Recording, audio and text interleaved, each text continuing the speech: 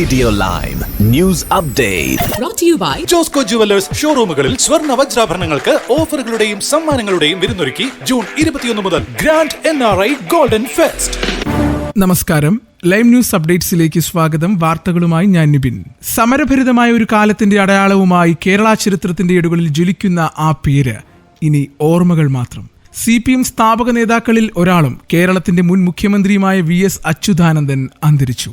ഇന്ന് വൈകിട്ട് 3:20 SUT ആശുപത്രിയിലായിരുന്നു അന്ത്യം. ഏറെ കാലമായി രോഗബാധിതനായി വിശ്രമത്തിലായിരുന്ന VSനെ ഹൃദയാഘാതമുണ്ടായതിനെ തുടർന്ന് ജൂൺ 23 നില ഗുരുതരമായതിനെ തുടർന്ന് ആശുപത്രിയിൽ പ്രവേശിപ്പിച്ചിരുന്നു. 2006 മുതൽ 2011 വരെ കേരള സംസ്ഥാനത്തിന്റെ മുഖ്യമന്ത്രിയായി 2016 ഇടതുമുന്നണി വീണ്ടും അധികാരത്തിൽ വന്നപ്പോൾ ക്യാബിനറ്റ് റാങ്കോടെ ഭരണപരിഷ്കാര കമ്മീഷൻ അധ്യക്ഷനായി. AKG പഠന ഗവേഷണ കേന്ദ്രത്തിലേക്ക് ഉടൻ തന്നെ VSന്റെ മൃതദേഹം കൊണ്ടുപോകും. ഇന്ന് രാത്രി പൊതുദർശനം അവിടെയുണ്ടാകും. രാത്രിയോടെ വീട്ടിലേക്ക് കൊണ്ടുപോകും. നാളെ 9 ദർബാർ ഹാളിൽ പൊതുദർശനത്തിന് കൊണ്ടുപോകും. ഉച്ചയ്ക്ക് ദേശീയപാത വഴി ആലപ്പുഴയിലേക്ക് VSന്റെ ഭൗതികദേഹം കൊണ്ടുപോകും. നാളെ രാത്രിയോടെ ആലപ്പുഴയിലെ വീട്ടിലെത്തിക്കും. ബുധനാഴ്ച രാവിലെ ആലപ്പുഴ CPM ജില്ലാ കമ്മിറ്റി ഓഫീസിൽ പൊതുദർശനം. ഉച്ചയ്ക്ക് ശേഷം ആലപ്പുഴ വലിയ ചുടുകാടിൽ സംസ്കാരം നടത്തുവാനാണ് തീരുമാനമെന്നും CPM സംസ്ഥാന സെക്രട്ടറി MV ഗോവിന്ദൻ അറിയിച്ചു.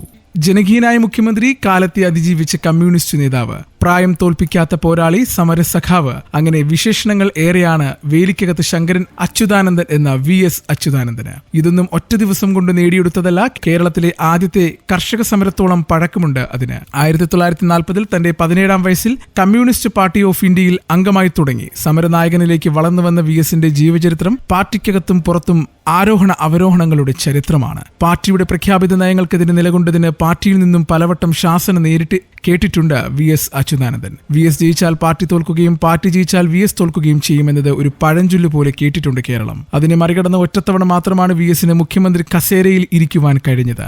മാരാരിക്കുളത്ത് പാർട്ടിയുടെ ഉരുക്കുകോട്ടയിൽ തന്നെ ജനപ്രിയ നേതാവിന് തോൽവി പിണഞ്ഞപ്പോൾ പുറത്തുവന്നത് പാർട്ടിക്കുള്ളിലെ വിഭാഗീയതയുടെയും നേർചിത്രമാണ്. പ്രിയ സഖാവേ, യഥാർത്ഥ കമ്മ്യൂണിസ്റ്റുകാരന്റെ ഉള്ളിലും പൊതുജനങ്ങളുടെ ഉള്ളിലും അങ്ങ് മരിക്കുന്നില്ല. അങ്ങേക്ക് റേഡിയോ ലൈമിന്റെ പ്രണാമം. UK-യിലെത്തുന്ന അനധികൃത കുടിയേറ്റക്കാരെ നിയന്ത്രിക്കുന്നതിനായി ഫ്രാൻസുമായി ഉണ്ടാക്കിയ പദ്ധതികൾ കടുത്ത പരാജയമെന്ന റിപ്പോർട്ടുകളാണ് പുറത്തുവരുന്നത്. പുതിയ നടപടികളും നിയന്ത്രണങ്ങളും ഏർപ്പെടുത്തിയെങ്കിലും ഈ വർഷം ഇംഗ്ലീഷ് ചാനൽ കടന്ന് ബോട്ടുകളിൽ എത്തുന്നവരുടെ എണ്ണം കൂടി. കഴിഞ്ഞ വർഷം ഇതേ കാലയളവിൽ അപേക്ഷിച്ച് ഏകദേശം 50% വർധനവാണ് ഉണ്ടായത്. 2025 ഇതുവരെ 21,000 പേരാണ് ഇംഗ്ലീഷ് ചാനൽ കടന്ന് UK-യിൽ എത്തിയ അനധികൃത കുടിയേറ്റക്കാർ. ഇരു രാജ്യങ്ങളും സംയുക്തമായി നടപ്പിലാക്കിയ നിയന്ത്രണങ്ങൾ അനധികൃത കുടിയേറ്റക്കാരെ ഫലപ്രദമായി തടയുന്നതിന്റെ പരാജയമാണെന്ന് പുറത്തുവരുന്ന കണക്കുകൾ സൂചിപ്പിക്കുന്നു. പോളണ്ടിൽ ജോലി വാഗ്ദാനം ചെയ്ത് ലക്ഷങ്ങൾ തട്ടിയ ബ്രിട്ടീഷ് മലയാളി അറസ്റ്റിൽ. ചങ്ങനാശ്ശേരി സ്വദേശി ലക്സൺ അഗസ്റ്റിനാണ് അറസ്റ്റിലായത്. കഴിഞ്ഞ വർഷം എറണാകുളം പനമ്പള്ളി നഗർ സ്വദേശി നൽകിയ പരാതിയിലാണ് സൗത്ത് പോലീസ് ഇയാളെ അറസ്റ്റ് ചെയ്തത്. ജോലി വാഗ്ദാനം ചെയ്ത് 9 ഉദ്യോഗാർത്ഥികളിൽ നിന്നായി 22 ലക്ഷം രൂപ തട്ടിയെടുത്തെന്നാണ് പരാതി. ബ്രിട്ടനിൽ ഇയാളുടെ ഉടമസ്ഥതയിലുള്ള സ്ഥാപനം പോളണ്ടിലേക്ക് തൊഴിൽ റിക്രൂട്ട്മെന്റ് നടത്തുന്നുണ്ടെന്ന് പറഞ്ഞായിരുന്നു തട്ടിപ്പ്. ഏറ്റുമാനൂർ KCBയിൽ അസിസ്റ്റന്റ് എഞ്ചിനീയറായി ജോലി ചെയ്യുന്നതിനിടെയാണ് ലക്സൺ യൂറോപ്പിലേക്ക് കുടിയേറിയത്. 2017 ബ്രിട്ടീഷ് പാർലമെന്റിലേക്കും മത്സരിച്ചിട്ടുണ്ട്. ജൂലൈ പകുതിയോട് ആരംഭിച്ച് സെപ്റ്റംബർ ആദ്യം അവസാനിക്കുന്നതാണ് UK-യിലെ ഹോളിഡേ സീസൺ. അതുകൊണ്ട് തന്നെ ജൂലൈ ഓഗസ്റ്റ് മാസത്തിലെ അവധിക്കാലത്തെ ചെലവ് തിരക്കും വളരെ അധികമാണ്.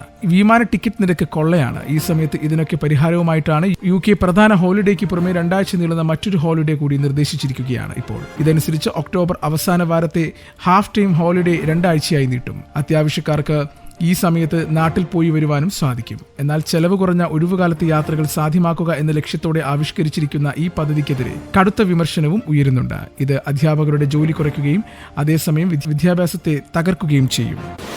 ഇനി നാട്ടിലെ വാർത്തകൾ. തമിഴ്നാട് മുഖ്യമന്ത്രി MK സ്റ്റാലിനെ ദേഹാസ്വാസ്ഥ്യത്തെ തുടർന്ന് ചെന്നൈയിലെ അപ്പോളോ ഹോസ്പിറ്റലിൽ പ്രവേശിപ്പിച്ചു. രാവിലെ പ്രഭാത നടത്തത്തിനിടെ തളർച്ച അനുഭവപ്പെട്ടു എന്നാണ് ആശുപത്രിയിലെ വാർത്താക്കുറിപ്പുകളിൽ വ്യക്തമാക്കുന്നത്. രാവിലെ 10 മണിക്ക് DMK ആസ്ഥാനത്തെത്തി മുൻമന്ത്രി അൻവർ രാജയുടെ സ്വീകരണ പരിപാടിയിൽ പങ്കെടുത്തിരുന്നു. CPM സംസ്ഥാന സെക്രട്ടറി P ഷൺമുഖവുമായി കൂടിക്കാഴ്ച നടത്തുകയും ചെയ്തു. അതിനുശേഷമാണ് അദ്ദേഹം ഹോസ്പിറ്റലിൽ എത്തിയത്. കാടച്ചിറയിൽ ഓടിക്കൊണ്ടിരുന്ന സ്വകാര്യ ബസ്സിന് നേരെ കല്ലേറ്. കഴിഞ്ഞ ദിവസം കണ്ണോത്തും ചാലിൽ സ്വകാര്യ ബസ്സിടിച്ച് വിദ്യാർത്ഥി മരിച്ചിരുന്നു. ഇതിനു പിന്നാലെയാണ് കാടച്ചിറയിൽ KSU യൂത്ത് കോൺഗ്രസ് പ്രവർത്തകർ സ്വകാര്യ ബസ്സുകൾ തടഞ്ഞ് ബസ് തൊഴിലാളികളുമായി വാക്കേറ്റവുമുണ്ടായി. ഇതിനു പിന്നാലെയാണ് ഇന്നലെ ബസ്സിന് നേരെ കല്ലേറുണ്ടായത്. എതിർദിശയിൽ ബൈക്കോടിച്ചെത്തിയ ആൾ ബസ്സിന്റെ ചില്ലിന് നേരെ കല്ലെറിയുകയായിരുന്നു. ചില്ല് തകർന്ന് ബസ് ഉടൻ നിർത്തി. ബസ്സിൽ നിരവധി യാത്രക്കാരുണ്ടായിരുന്നുവെങ്കിലും ആർക്കും പരിക്കുകളില്ല. സംസ്ഥാനത്ത് മഴ കനക്കും. 5 ദിവസം എല്ലാ ജില്ലകളിലും മഴ ശക്തമാകുമെന്ന് കേന്ദ്ര കാലാവസ്ഥാ വകുപ്പ് അറിയിച്ചിട്ടുണ്ട്. കേരള കർണാടക തീരങ്ങളിൽ 22 വരെയും ലക്ഷദ്വീപ് തീരത്ത് 24 വരെയും മത്സ്യബന്ധനത്തിന് പോകുവാൻ പാടില്ല. ഇനി കായിക വാർത്തകൾ.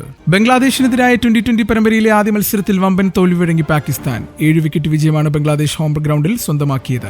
മത്സരത്തിൽ ആദ്യം ബാറ്റ് ചെയ്ത പാകിസ്ഥാൻ 19.3 ഓവറിൽ 110 റൺസ് എടുത്ത് പുറത്താകുകയായിരുന്നു. 34 പന്തിൽ 44 റൺസ് എടുത്ത ഓപ്പണർ ഫഖർ സമാനാണ് പാകിസ്ഥാന്റെ ടോപ്പ് സ്കോറർ. പാകിസ്ഥാന്റെ 7 ബാറ്റർമാരാണ് രണ്ടക്കം കടക്കുവാൻ പോലും സാധിക്കാതെ പുറത്തായത്. മറുപടി ബാറ്റിംഗിൽ തുടക്കത്തിൽ തന്നെ ഓപ്പണർ തൻസീദ് ഹസനെ നഷ്ടമായെങ്കിലും പർവേസ് ഹുസൈന്റെ അർദ്ധ സെഞ്ചുറി ബംഗ്ലാദേശിനെ അനായാസ വിജയത്തിലേക്ക് എത്തിച്ചു. 39 പന്തുകൾ നേരിട്ട പർവേസ് ഹുസൈൻ 56 റൺസ് അടിച്ചു പുറത്താകാതെ നിന്നു.